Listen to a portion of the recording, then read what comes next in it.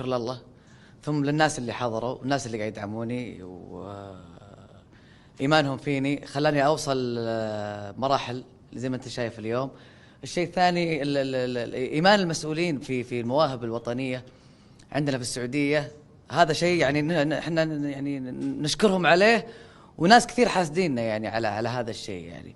فمن هذا الموضوع زي ما انت شايف، لو ما في مسؤولين وما في قيادة تؤمن في مواهبها، ما كان انت قاعد تشوف السعودية قاعد تولد مواهب وفنانين اكثر واكثر. ذاك الغزال الفتنة دلوني على بيته.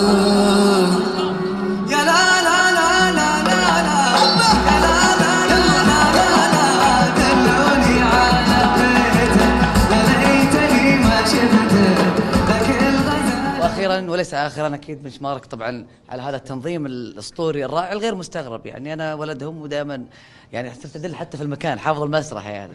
فشكرا لهم وشكرا لكل من حضر اليوم. هو في النهايه الموسيقى لغه، يعني لغه ما لها دخل في الجنسيه، ما لها دخل، هو فن في النهايه. وزي ما انت شايف يعني اليوم الفرقه الموسيقيه يمكن اختلفت عن اللي كنت انا سبق واشتغلت معاهم، ولكن لا زال نفس المستوى، نفس الكواليتي العالي ونفس الابداع.